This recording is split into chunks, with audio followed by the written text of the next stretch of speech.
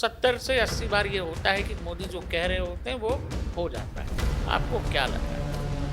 वो नेता की इच्छा शक्ति को दर्शाता है कि जब जब उन्होंने ऐसा कुछ बोला है तो कुछ तो दिमाग में है जो बोल रहे हैं, अब कुछ तो बहुत दिल में है साधारण जो बोल गेस्चर रहे है, हैं। लेकिन वो चलते हुए जिस जगह पर उतरे और झालमुड़ी खाने लगे, वो दुकानदार जो है वो संभवतः बिहारी दुकानदार है और जा करके बंगाल में बेच रहा है क्या? झाल- झालमुड़ी। 3 सीटों से आप 70 पार कर गए, तो ये अपने आप में एक अचीवमेंट है, लेकिन आप 70 तक नहीं पहुंच सके ना। याद है मारपीट ना की आपको गई, तुरंत विधानसभा चुनाव के बाद वहाँ क्या हुआ? क्या हाल हुआ था।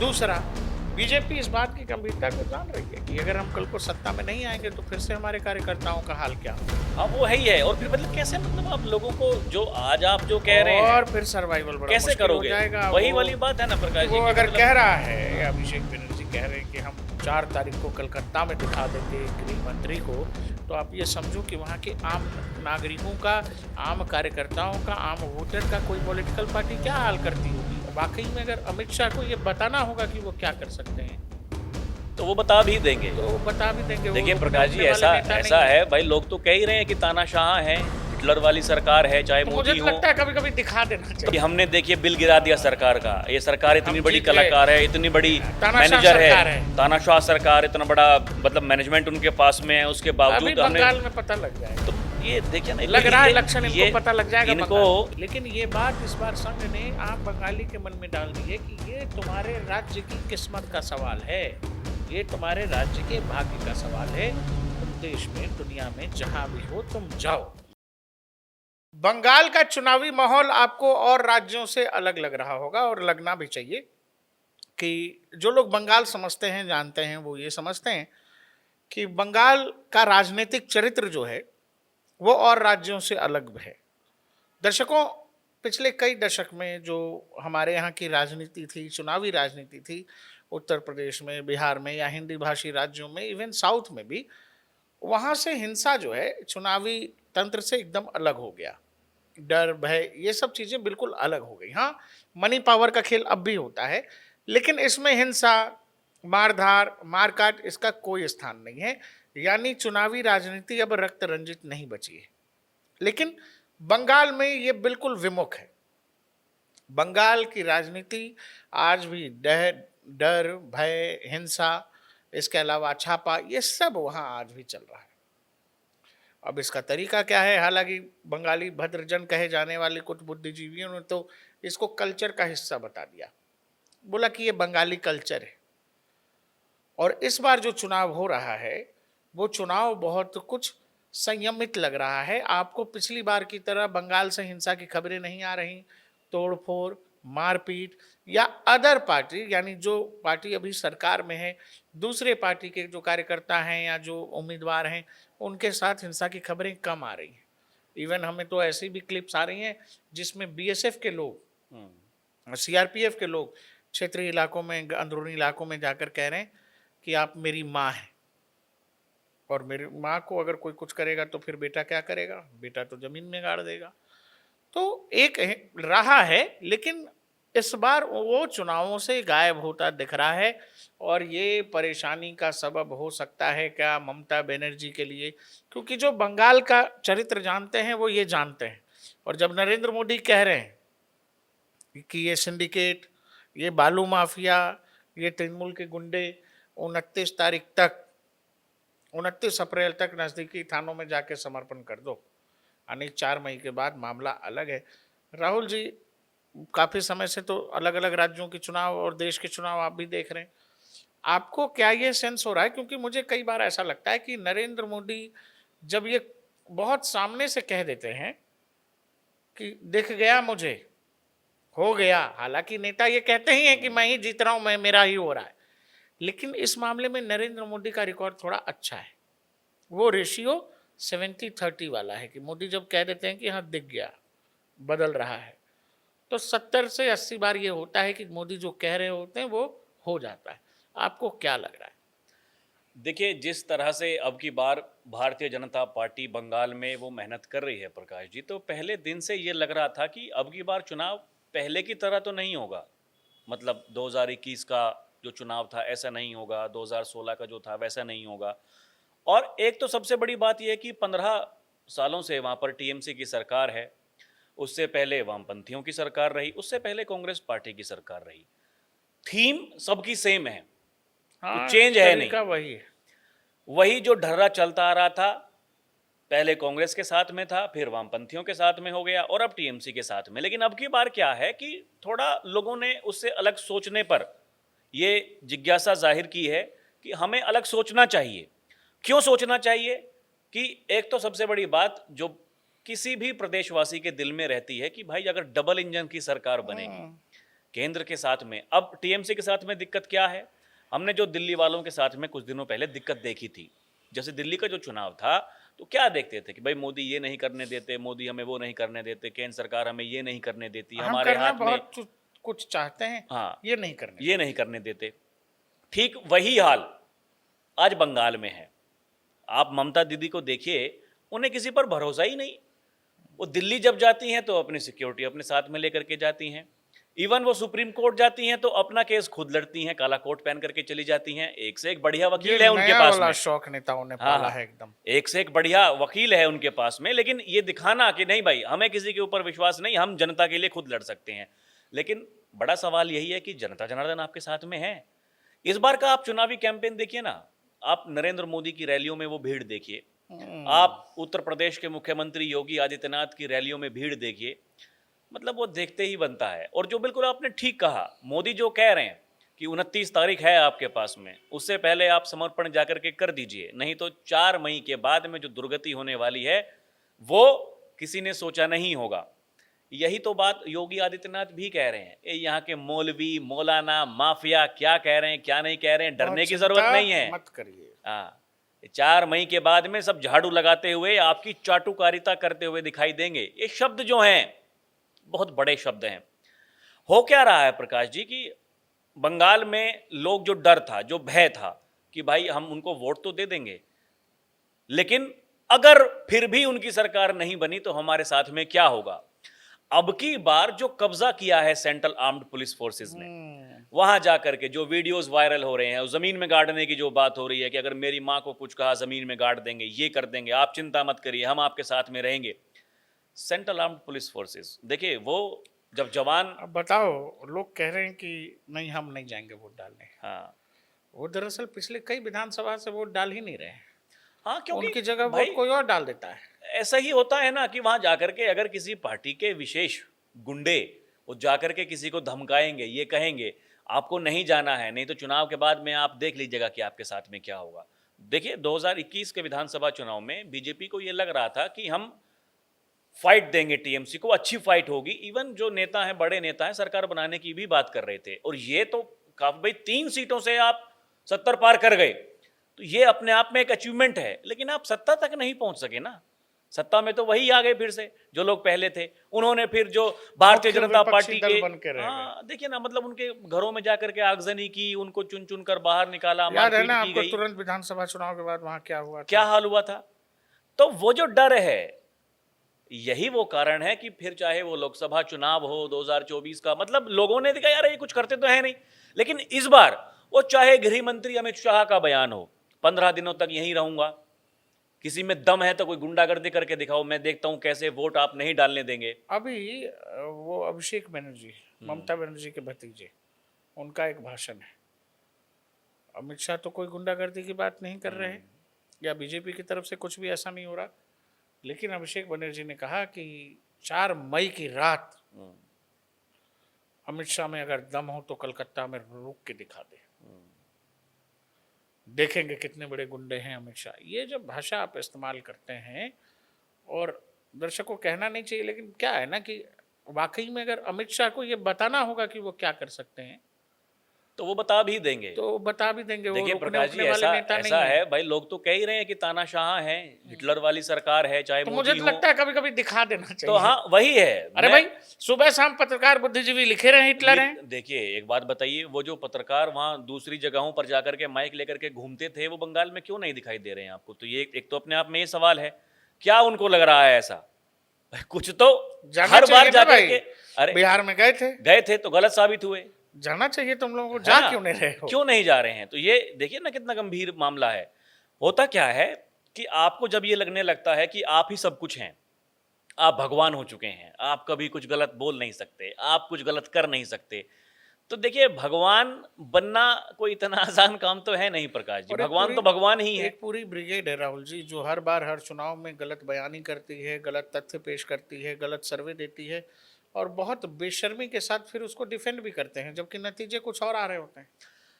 वो तो और ऐसे बाद में आके वही इलेक्शन प्रकाश कमीशन जी, वो तो सर्वे ऐसे ये वो। कलाकार हैं कि चुनाव के नतीजे वो जिस दिन आते हैं 12-1 बजे तक, वो जो ड्रामेबाजी करते हैं वो थंबनेल्स के साथ में अपने लोगों को खींचने के लिए, मूर्ख बनाने के लिए 1 बजे के बाद में अपनी दुकान बंद करके बैठ जाते हैं। फिर अगले दिन वो एक्टिव होंगे, कि साजिश हो गया। साजिश हो गया, चुनाव आयोग ने ये कर दिया, चुनाव आयोग ने वो और कर दिया। देखो इनका मोडस ऑपरेंडी क्या है, वोट डाला और वोटों की गिनती तक, फिर ये करते हैं कि वो मतदान केंद्रों की निगरानी करना, ईवीएम वो कर सकते हैं, बदल सकते हैं। हाँ, किसी के जो प्रहरी हैं वो एक्टिव हो जाते हैं, वो कहते हैं हमारे पीडीए प्रहरी हैं, वो जाकर के जहाँ ईवीएम रखी डटे हुई रहो। है। देखिए, ये इतना बड़ा दुर्भाग्य है इस देश का, जो लोग इस देश को अपनी बपौती और मानते ये हैं। कौन लोग हैं जो जाके वहां पहरा भी आप देते भाई। सुनिए ना, मतलब समझिए इस चीज को कि वहां, अरे भाई, आप जो सेंट्रल आर्म्ड पुलिस फोर्सेस हैं, देश के जवान हैं, देश के लिए भर्ती हुए हैं, उन पर तो भरोसा करेंगे। वहां क्या होता है, वहां जो केंद्रीय सुरक्षा बल हैं, जो ईवीएम अब जहां राहुल जी इकट्ठा जब होती ये हैं, जो बात आ कंट्रोल। गई है ईवीएम चोरी वाली, तो एक जरूरी बात सुनिए।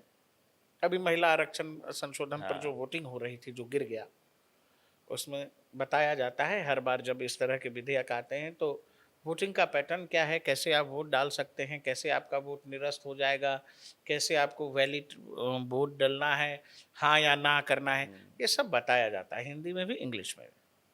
राहुल गांधी 25 साल 2004-5 से सांसद है, 16-5-21 22 साल हो गए उनको संसद में बैठे हुए। वो व्यक्ति महिला संशोधन बिल पर पहले से ही दोनों दबा के बैठा हुआ था।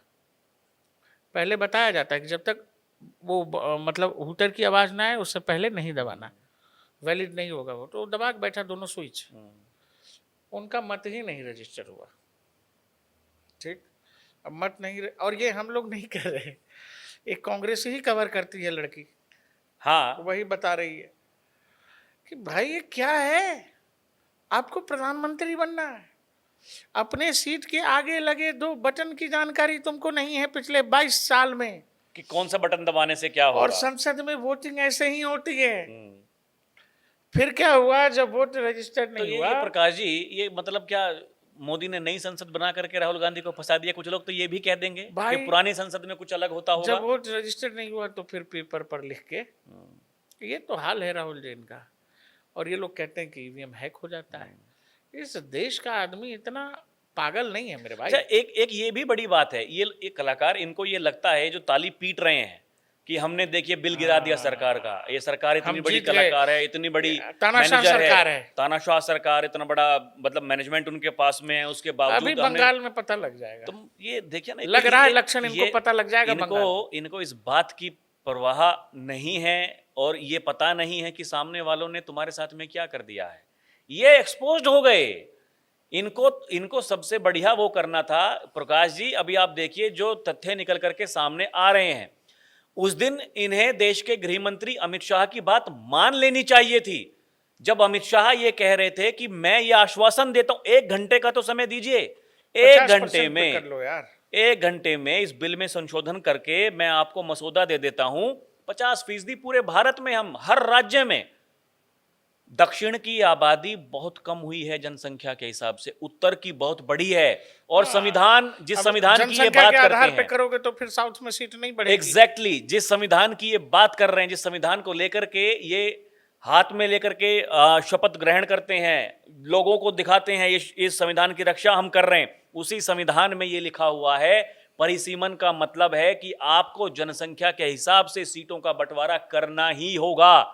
कल को ये माथा पीटेंगे यार मुझे एक ये जितनी पार्टियां जिन्होंने विरोध किया, खासकर साउथ वाली, ये देखना तो जिस दिन ये परिसीमन के बाद में अब जब सीटों का बंटवारा होगा प्रकाश जी, आप इनकी हालत देखना क्या हो राहुल जी, जाएगा। मुझे ना एक और चीज लगता है, ये चीज जैसे जब मनमोहन सिंह आए राजनीति में 2004 में, उस समय तक अटल जी थे, फिर बाद में आडवाणी जी हुए, आडवाणी जी 14 के बाद तक भी एक्टिव ही रहे, मोदी सरकार के कार्यकाल में भी संसद रहे, और तो आपको सामने से दिखाई देता है।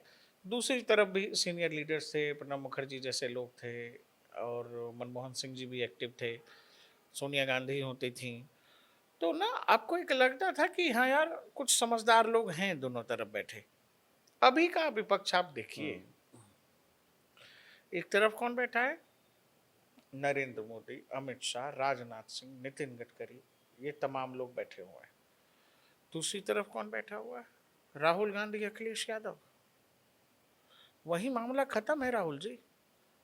उनको न इतिहास का पता, उनको न वर्तमान का पता, उनको और प्रकाश जी जीवन में केवल उन्होंने न कोई संघर्ष देखा है। एग्जैक्टली आप एक बात मुझे बताइए, अभी हमने देखा ये आपको समाजवादी पार्टी वाले, कांग्रेस वाले, ये कौन सा आंदोलन करते हुए दिखाई दिए पिछले 5 6 10 सालों में? कितनी बार सड़कों पर उतरकर ये इस और ये देश जब की, भी आए हैं गलत मुद्दों पर आए हैं। हाँ मैं वो बात कह रहा हूं कि मतलब आपने समाजवादी पार्टी को अच्छा आपने कब देखा? टीएमसी देखिए, इस मामले में जो टीएमसी पार्टी है उसका मुकाबला नहीं, वो टीएमसी की जो मुख्यमंत्री है ममता बनर्जी, वो पहली ऐसी मुख्यमंत्री है कि खुद की सरकार है लेकिन फिर भी सड़कों पर निकल पड़ती हैं। तो वही है, इसीलिए बीजेपी को ये संघर्ष है बंगाल में। अब की बार हालात जो हैं वो अलग इसलिए बन रहे हैं, जो दिख रहे हैं कि लोगों में अगर वो डर निकल गया तो फिर पहले बीजेपी तो के लिए कुछ हो सकता क्या है। है कि बंगाल देखिए, बंगाल को समझिए क्या है कि बंगाल में डर और खौफ का खेल तो खूब होता है। खूब होता है। अब इलेक्शन कमीशन ही जब कह रहा है कि टीएमसी को इलेक्शन कमीशन की दो टोक, भय रहित, हिंसा रहित, डर रहित चुनाव हम करवाएंगे, छापा रहित चुनाव करवाएंगे, तो वो टीएमसी के साथ साथ आम वोटर्स को भी बोल रहा है। अब दूसरा, पूरा राज्य अर्धसैनिक बलों के हवाले है। अब राहुल जी एक चीज समझो, मैं जान रहा हूं कि मेरे इलाके का दबंग जो है वो चुनाव में खड़ा है, और फिर भी अगर हिम्मत जुटा करके लोग वहां नरेंद्र मोदी की रैली में, योगी की रैली में, बीजेपी के सीनियर लीडर्स की रैली में जा रहे हैं, अथाह भीड़ आ रही है, तो वो भीड़ अपना रिस्क लेके ही आ रही है राहुल जी। क्योंकि आप यकीन करें कि वहाँ, मैं बताता हूँ दर्शकों, वहाँ एक कैरम ब्रिगेड होता है। कैरम ब्रिगेड क्या है समझ लीजिए। क्लब कल्चर क्या है बंगाल का? वो क्लब वो वाला नहीं जहाँ डांस बाजार राहुल जी। क्लब ये है कि हम लोगों ने पहले भी बात की है कि हर इलाके, कस्बे में, मोहल्ले में, एक मान लीजिए कोई सरकारी जमीन है या कोई दफ्तर है या ऑफिस कार्यालय है टीएमसी का, उसमें साइड में एक छोटा सा कमरा बन जाएगा जहां 10 15 20 लोग बैठ जाएं। उसमें लग जाएगी एक बढ़िया सी लाइट, सेंटर लाइट, और कैरम बोर्ड लग जाएगा। उसमें आसपास के नल्ले खलिहर बेरोजगार लोग आएंगे, लौंडे लपाड़े, वो आके वहां खेलेंगे कैरम। वो कैरम ब्रिगेड क्या करती है राहुल जी? उस कैरम ब्रिगेड का ये काम ही है, वामपंथियों के जमाने में भी यही था। उस कैरम ब्रिगेड का ये काम है राहुल जी कि चुनावी जो कैंपेन है पॉलिटिकल पार्टी का, वो मैनेज करना, उस पार्टी के आस पड़ोस की गतिविधि को मैनेज करना, आस पड़ोस की चीज़ों में अगर पार्टी विरोधी कोई गतिविधि हो रही है उसको भी मैनेज करना। पुलिस तक तो बात ही नहीं जाती, पुलिस तक जाएगी तो पुलिस भी पार्टी का ही काम करेगी। वो ये जो मैं आपको बता रहा हूँ, जो क्लब ब्रिगेड है या कैरम ब्रिगेड है, ये कैरम ब्रिगेड को अर्धसैनिक बलों ने उसी दफ्तर में ठूंस दिया है। लेकिन अभी ये प्रॉपर लिस्टिंग कर रहे होंगे, कौन से घर पर बीजेपी का झंडा है, कौन लोगों का मूड बदल रहा है, कौन कौन चला गया मोदी जी की रैली में, कहाँ कहाँ के लोग जा रहे हैं, हमारे इलाके से कितने लोग जा रहे हैं। पूरे पश्चिम बंगाल में ये एकदम हो रहा होगा।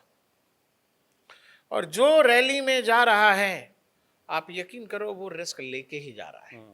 अब जो अपना लाइफ टाइम रिस्क कोई ले रहा है और लाखों की संख्या में अगर कहीं भीड़ जुट रही है, तो वो लाखों लोग ये तय कर चुके हैं कि हमको इस राज्य में बदलाव चाहिए। देखिए, अगर भाई ये तो सीधी सी बात है, आप मुझे एक बात तो बताइए ये प्रकाश जी। बंगाल वाली रैली वो वाली रैली नहीं है हाँ।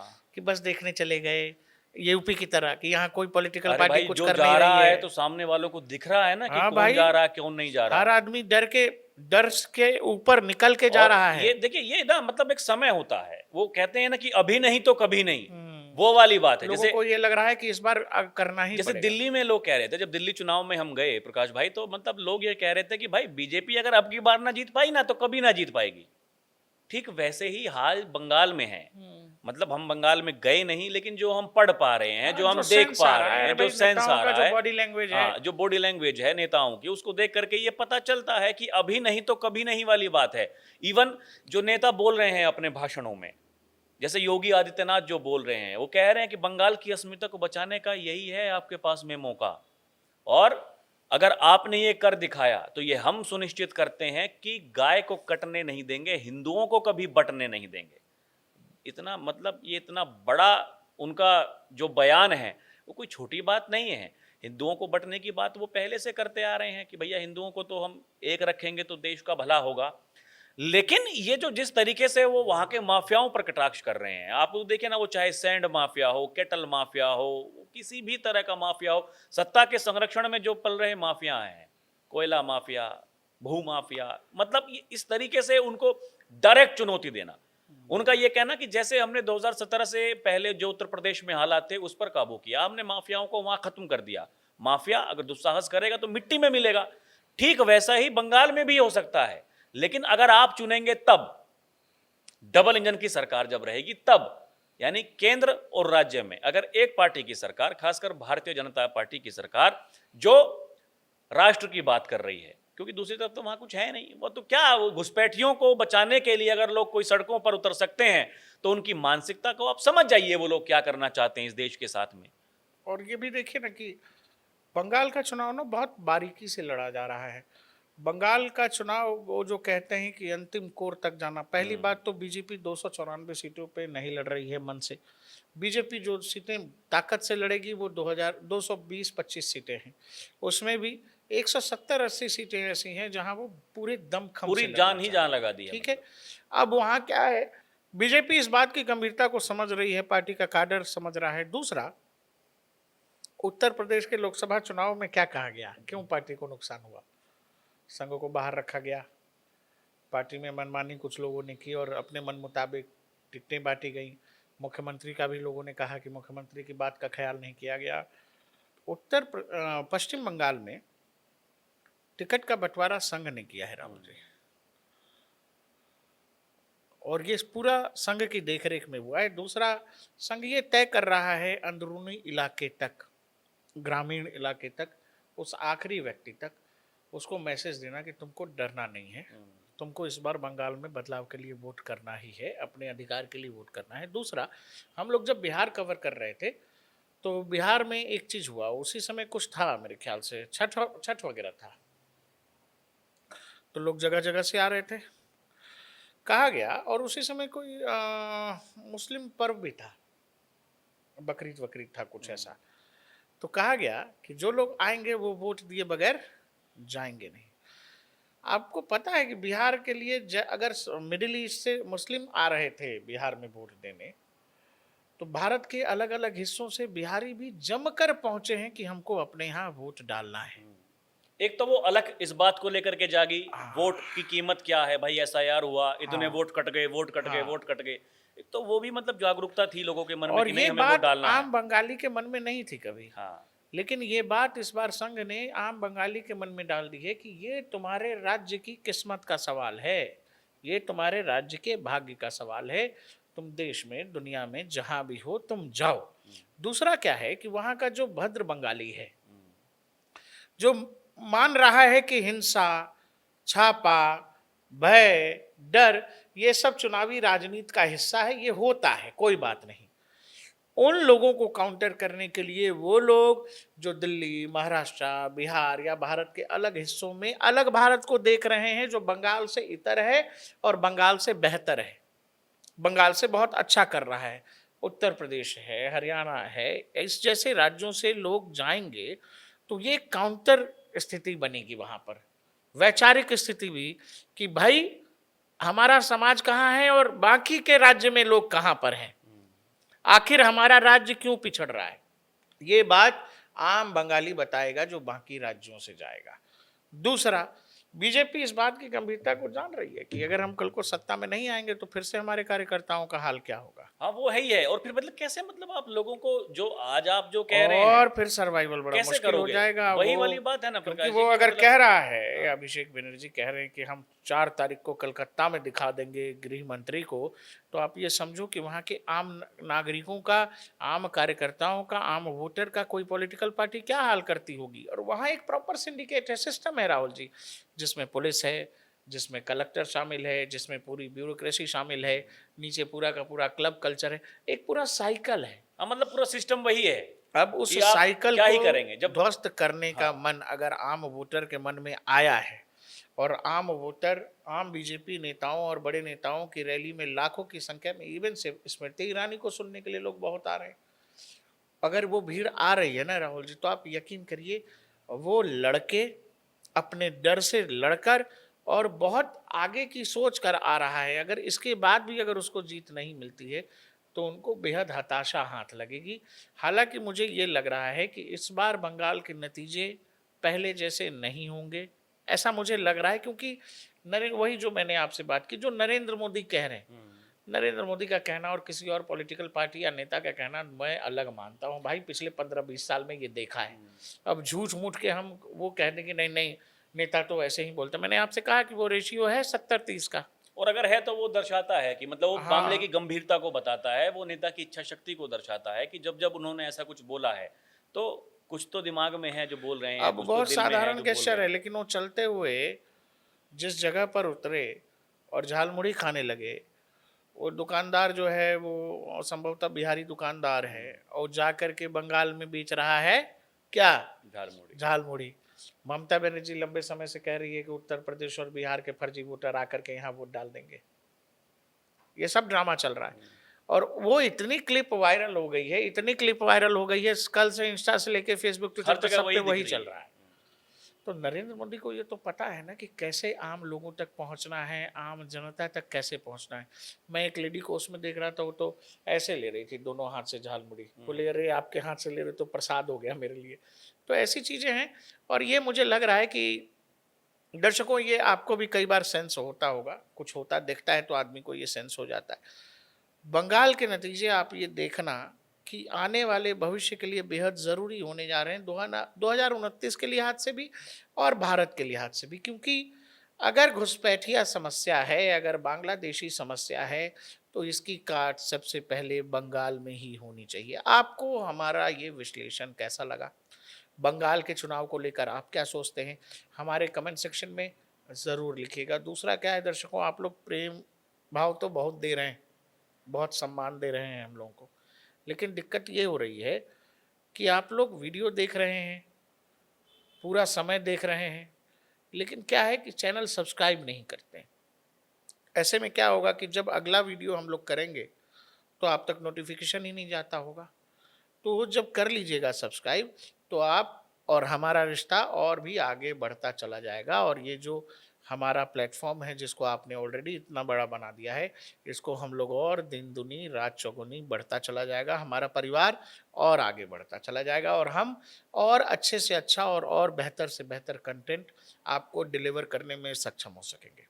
देखते रहिए डीएनपी इंडिया, हर खबर भरोसे के साथ।